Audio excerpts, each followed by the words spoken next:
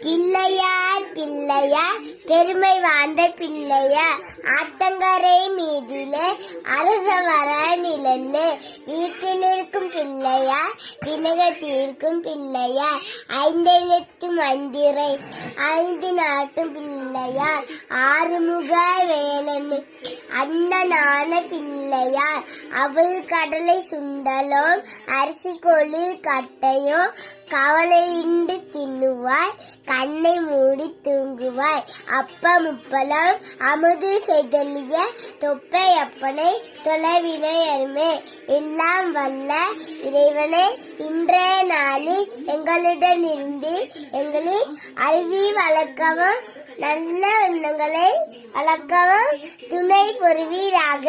Father son Holi spirit amen.